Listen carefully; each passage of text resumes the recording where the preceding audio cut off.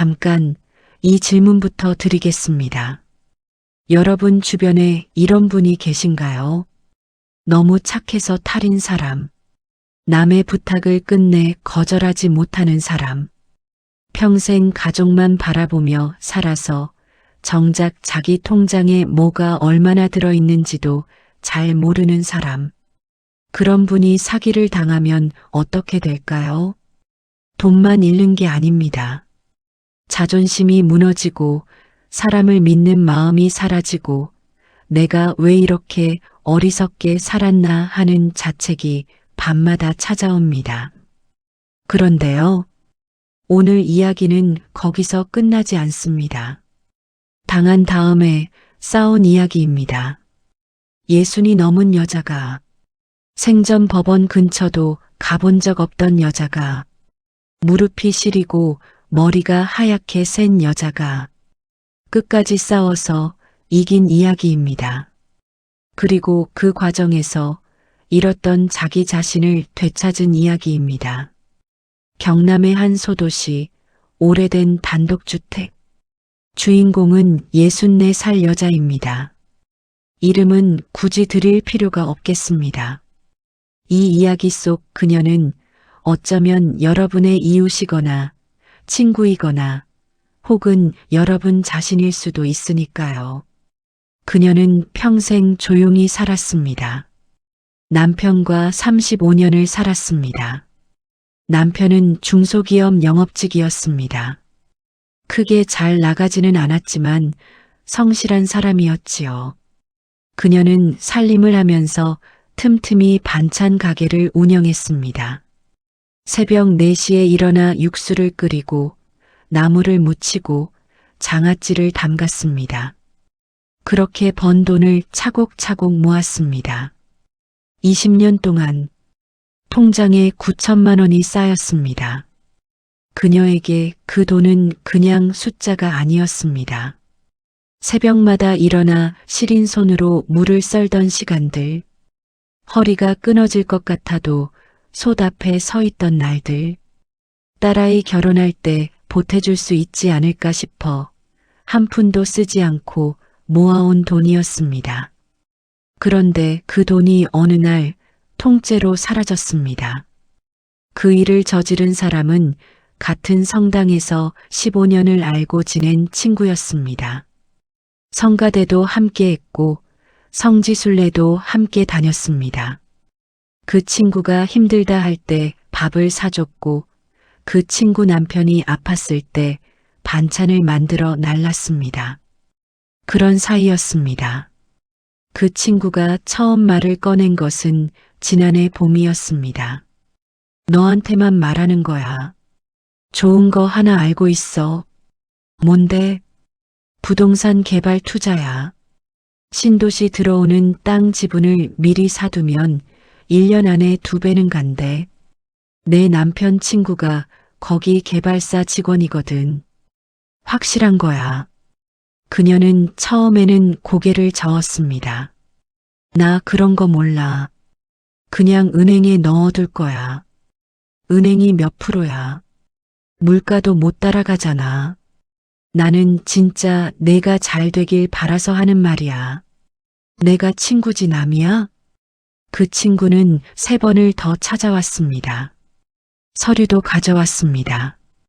회사 등기부등본처럼 생긴 것들, 토지 관련 서류처럼 보이는 것들.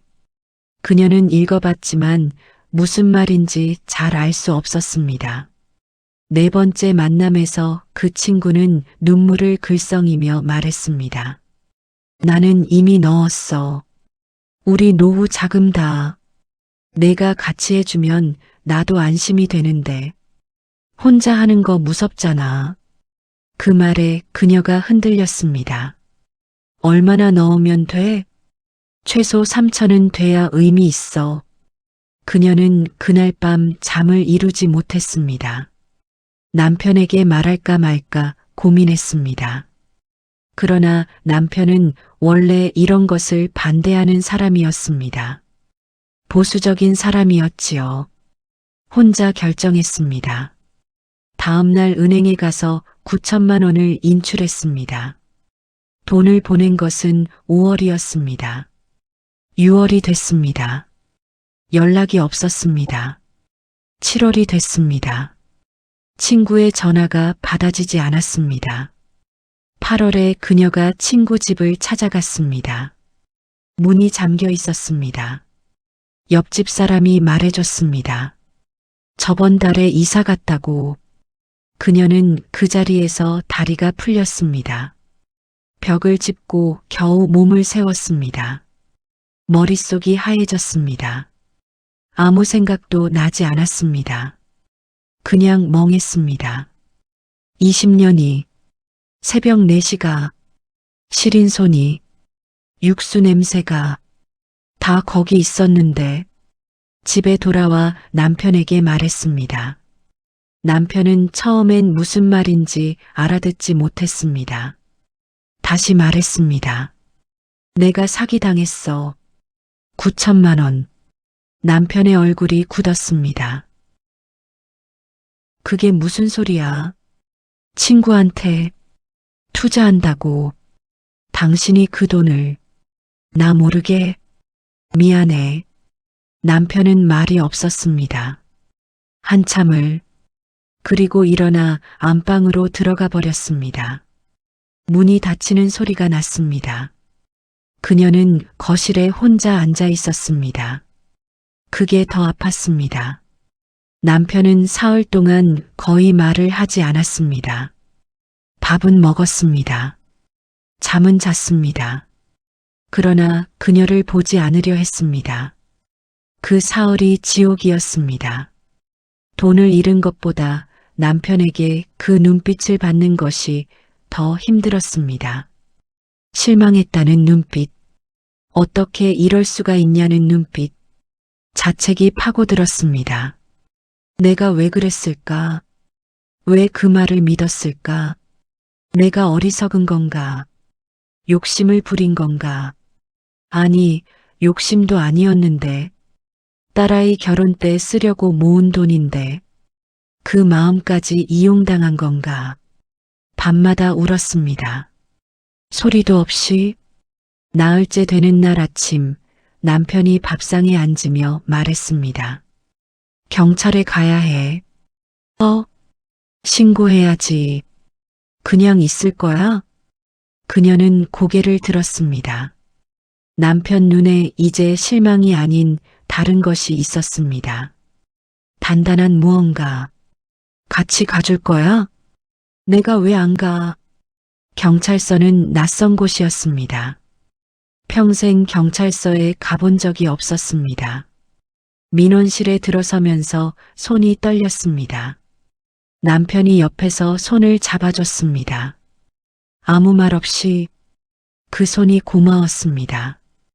담당 경찰관은 젊은 여성이었습니다. 차분하게 이야기를 들었습니다. 다 듣고 나서 말했습니다. 어머님, 일단 고소장을 접수하시면 되는데요. 솔직히 말씀드리면 이런 유형의 사기는 피의자 검거가 쉽지 않아요. 이미 잠적했으면 더 어렵고요. 그리고 돈을 돌려받는 건 또 별개의 문제예요. 그녀는 그 말을 들으며 속이 내려앉았습니다. 그러나 그냥 나가지 않았습니다. 그래도 할 수 있는 건 다 해주세요. 고소장을 접수했습니다. 집으로 돌아오는 길에 남편이 말했습니다. 변호사도 알아봐야 할 것 같아. 변호사 비용도 없는데. 조금 있어.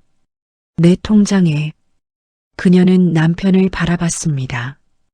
당신 통장 왜 건드려? 우리 통장이지 내 통장이야. 변호사를 찾아갔습니다. 동네 작은 법률사무소였습니다. 40대 중반의 변호사였는데 사건 이야기를 듣더니 솔직하게 말했습니다. 힘든 싸움이에요. 피의자 소재 파악이 먼저고 재산 추적을 해야 하고 시간도 오래 걸리고 비용도 들어요. 그래도 하시겠어요? 네. 그녀는 망설이지 않았습니다. 왜요? 이런 경우에 포기하시는 분들도 많거든요. 그녀가 대답했습니다. 그 돈이 그냥 돈이 아닙니다. 20년이에요. 제 20년을 빼앗아 간 겁니다. 그냥 넘어갈 수가 없습니다. 변호사가 조용히 고개를 끄덕였습니다. 알겠습니다. 같이 해봅시다. 싸움은 길었습니다. 경찰 수사는 더뎠습니다. 그 친구의 행방이 잡히지 않았습니다. 잠적한 것이 확실했습니다. 전화는 개통이 안 돼 있었고 주소지에는 아무도 없었습니다. 변호사를 통해 금융거래 내역을 추적했습니다. 그녀의 돈이 어디로 흘러갔는지, 한 계좌에서 또 다른 계좌로 여러 번 이체된 흔적이 나왔습니다. 전형적인 사기 수법이었습니다. 변호사가 말했습니다. 이 사람 혼자가 아닌 것 같아요. 조직적으로 움직인 것 같은데 수사 결과를 더 기다려야 해요. 얼마나요? 모르겠어요. 반년 아니면 1년 이상도 갈 수 있어요. 그녀는 집에 와서 혼자 방에 앉아 있었습니다. 분노가 올라왔습니다. 그 친구 얼굴이 떠올랐습니다. 성당에서 함께 성가를 불렀던 얼굴, 밥을 먹으며 웃었던 얼굴, 내가 잘 되길 바라서 하는 말이야 하던 목소리, 그 친절함이 전부 거짓이었다는 것이, 그것이 제일 견디기 어려웠습니다. 분노는 무서운 것이 아니었습니다. 오히려 그녀는 분노가 자신을 살게 해준다는 것을 알았습니다. 자책할 때는 몸이 무너졌습니다. 내가 왜 그랬을까? 내가 어리석었나? 그러면 기력이 빠졌습니다. 그런데 분노할 때는 달랐습니다. 저 사람이 나쁜 거야. 내가 잘못한 게 아니야. 저 사람을 잡아야 해. 그러면 다리에 힘이 생겼습니다. 그녀는 자책을 분노로 바꾸기로 했습니다. 내 잘못이 아닙니다. 내 잘못이 아닙니다. 그 무렵 뜻밖의 연락이 왔습니다. 번호를 알 수 없는 전화였습니다. 혹시 사기 피해 당하신 분 맞으세요? 네. 누구세요? 저도 피해자예요. 저 말고도 더 있어요. 같이 모여서 얘기해보면 어떨까 해서요. 만남의 장소는 시내 카페였습니다. 나온 사람이 5명이었습니다. 그녀 말고 4명. 다들 비슷한 연배의 여성들이었습니다. 50대, 60대. 한 분은 60대 후반이었습니다.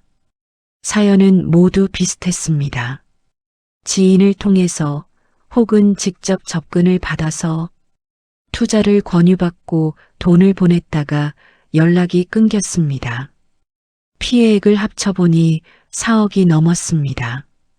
처음에는 다들 말문을 열지 못했습니다. 창피하다고 했습니다. 사기를 당했다는 사실이 부끄럽다고 그녀가 말했습니다. 창피한 거 아닙니다. 우리가 나쁜 게 아니잖아요. 저 사람이 나쁜 거지 우리가 뭘 잘못했습니까? 조용하던 방에 무언가 풀리는 느낌이 왔습니다. 60대 후반의 분이 말했습니다. 나는 남편한테 말도 못했어요.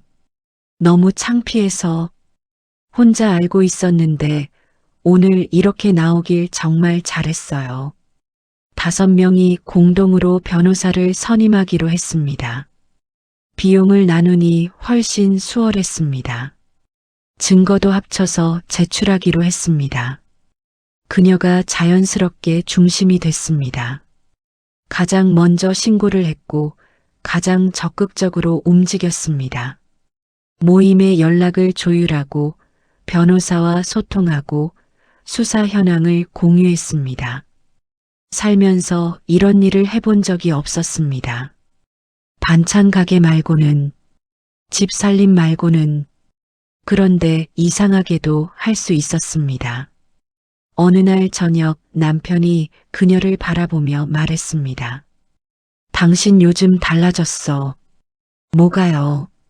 눈빛이 예전엔 뭔가 항상 좀 움츠러들어 있었는데 그녀는 뭐라 해야 할지 몰랐습니다. 달라졌나? 내가 사기를 당했는데 달라진다는 게 이상한가? 그러나 사실이었습니다. 분노가 그녀 안에 있던 무언가를 깨웠습니다. 평생 남을 위해서, 가족을 위해서, 남편을 위해서만 살아온 여자가 처음으로 자기 것을 되찾겠다고 나섰습니다. 그것이 이상하게도 살아있다는 느낌을 줬습니다. 수사가 시작된 지 7달째 됐을 때 경찰에서 연락이 왔습니다. 피의자 소재를 파악했습니다. 그녀는 손이 떨렸습니다. 어디 있어요? 현재 체포영장 신청 중입니다. 열흘 후 그 친구가 검거됐습니다. 뉴스에는 나오지 않았습니다. 조용히 됐습니다. 경찰에게 연락을 받은 그녀는 카페에 있다가 전화를 끊고 한참을 그 자리에 앉아 있었습니다. 잡혔다. 잡혔구나. 눈물이 났습니다. 왜 눈물이 나는지 자신도 몰랐습니다. 기쁜 건지 허무한 건지. 검거된 그 친구는 조직의 일원이었습니다. 혼자가 아니었습니다. 부동산 투자 사기를 전문으로 하는 조직이었고 그 친구는 지인 네트워크를 활용해 피해자를 모집하는 역할을 맡았습니다. 이 5명 외에도 피해자가 더 있었습니다. 총 피해액이 10억을 넘었습니다. 변호사가 설명했습니다. 형사처벌은 거의 확실해요. 문제는 민사입니다. 돈을 돌려받는 건 또 다른 문제예요. 재산이 얼마나 남아있는지, 어디 숨겨놨는지 추적해야 해요. 다 돌려받을 수 있을까요? 변호사가 솔직하게 말했습니다. 전액은 힘들 수 있어요. 근데 일부는 가능합니다. 포기하지 않는다면 포기 안 합니다. 재판이 시작됐습니다. 그녀는 법정에 섰습니다. 피해자 진술을 해야 했습니다. 법정은 생각보다 작고 차가운 곳이었습니다. 나무 의자, 형광등, 사람들의 시선. 피고인석에 그 친구가 앉아 있었습니다. 15년을 알아온 얼굴이었습니다. 그런데 이상하게 낯선 사람 같았습니다. 아니, 처음부터 낯선 사람이었겠지요. 자신이 몰랐던 것뿐이었습니다. 피해자 진술하시겠습니까? 판사가 말했습니다. 그녀는 일어섰습니다. 손이 떨렸습니다. 그러나 목소리는 떨지 않으려 했습니다. 저는 20년 동안 새벽 4시에 일어나서 반찬을 만들었습니다. 손이 트고 허리가 아파도 했습니다. 딸아이 결혼할 때 보태주고 싶어서 나이 들어 아프면 병원비라도 되겠지 싶어서 한 푼도 쓰지 않고 모아온 돈이었습니다. 그 돈이 9천만 원이었습니다. 피고인은 저에게 친구였습니다. 15년을 같이 기도했고 같이 밥을 먹었고 서로 힘들 때 위로했습니다. 그 믿음을 이용해서 제 돈을 가져갔습니다. 저는 처음에 제가 어리석었나 싶었습니다. 욕심을 부린 건가 싶었습니다. 그러나 아닙니다. 나쁜 것은 제가 아닙니다. 사람을 믿은 것이 잘못이 아닙니다. 그 믿음을 이용한 사람이 잘못한 것입니다. 저는 돈도 돌려받고 싶습니다. 그러나 그것보다 여기 이 자리에서 이 말을 하고 싶었습니다. 당신이 한 일이 무엇인지 당신 앞에서 직접 말하고 싶었습니다. 법정이 조용했습니다. 피고인은 고개를 숙이고 있었습니다. 그녀는 자리에 앉으면서 남편의 손을 잡았습니다. 남편이 꽉 쥐어줬습니다. 그것으로 됐다는 생각이 들었습니다. 이 말을 했다는 것만으로도 재판은 2달을 더 걸렸습니다. 피고인은 징역 4년을 선고받았습니다.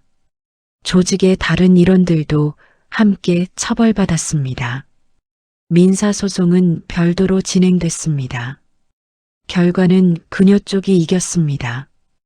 피고인과 공범들이 숨겨둔 재산 일부가 발견됐고 가압류를 통해 강제 집행이 이루어졌습니다.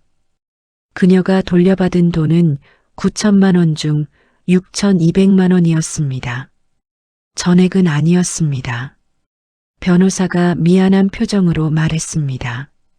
나머지는 어렵겠습니다. 숨긴 재산을 더 찾기가 쉽지 않아서요. 그녀는 고개를 끄덕였습니다. 괜찮습니다. 이만큼이라도 억울하지 않으세요? 그녀가 잠깐 생각하다 말했습니다. 억울하지요. 그런데요, 변호사님. 저 이 싸움을 하면서 뭔가를 찾은 것 같습니다. 돈 말고 판결이 나고 일주일 5명이 다시 카페에 모였습니다.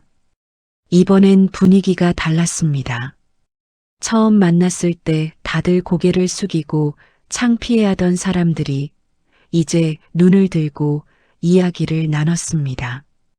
60대 후반의 분이 말했습니다. 저 남편한테 말했어요. 드디어. 뭐라고 하시던가요? 처음엔 화를 내더라고요. 그런데 재판 결과를 말하니까 그냥 안아주더라고요. 아무 말 없이 다들 조용해졌습니다. 오래 살면서 그 사람한테 그렇게 안긴 게 처음인 것 같았어요. 그녀는 그날 집에 오면서 걸어왔습니다. 버스 정류장에서 집까지 20분 거리를 걸었습니다. 가을이었습니다. 길에 은행잎이 떨어져 있었습니다. 노란 것들. 그녀는 생각했습니다. 내가 지금 무엇을 잃고 무엇을 얻었나? 잃은 것은 2,800만 원. 그리고 친구라고 믿었던 사람. 그리고 사람을 쉽게 믿던 자신. 얻은 것은 싸울 수 있다는 것. 포기하지 않으면 무언가 달라진다는 것. 남편이 내 편이라는 것. 나이가 들어도 처음 하는 일이 있다는 것. 그리고 자신이 생각보다 강한 사람이라는 것. 집에 들어가니 남편이 밥을 차려놓고 있었습니다. 남편이 밥을 차린 것은 35년 만에 처음이었습니다. 이게 뭐예요? 먹어요. 내가 할 줄 아는 게 계란 후라이밖에 없어서. 계란 후라이 2개, 김치, 밥. 그녀는 자리에 앉으며 웃음이 났습니다. 맛있겠네요. 거짓말하지 마요. 진짜예요. 둘이 마주 앉아 밥을 먹었습니다. 말이 많지 않아도 괜찮은 시간이었습니다. 35년 만에 처음으로 이 사람이 내 편이라는 것이 피부로 느껴지는 밥상이었습니다. 겨울이 왔습니다. 그녀는 반찬 가게를 다시 열었습니다. 사건 이후로 문을 닫았었습니다. 마음이 없었으니까요. 그런데 이제 다시 열고 싶었습니다. 새벽 4시에 일어났습니다. 육수를 끓였습니다. 손이 트는 것이 느껴졌습니다. 그런데 이번엔 달랐습니다. 예전엔 그냥 했습니다. 해야 하니까. 딸아이 생각하며 노후를 생각하며 이제는 이것이 내 것이라는 생각이 들었습니다. 이 새벽이, 이 냄새가, 이 소치, 누가 빼앗아 갈 수 없는 것들. 어느 날 단골 손님이 말했습니다. 사장님, 요즘 반찬 맛이 더 좋아진 것 같아요.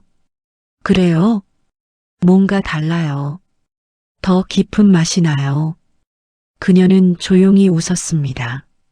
제가 좀 달라졌나 봅니다. 피해자 모임은 계속됐습니다. 처음엔 사건 때문에 만났는데 사건이 끝나고도 만났습니다.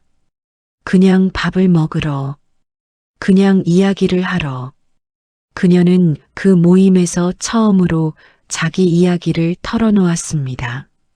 남편과 감정 없이 살아왔다는 것, 딸아이에게 잘 못해준 것 같다는 것, 나이 들면서 외로웠다는 것. 다들 고개를 끄덕였습니다. 저도요. 저도 그래요. 나만 그런 게 아니었군요. 봄이 됐습니다. 딸아이가 명절에 왔습니다. 밥을 먹다가 딸아이가 말했습니다.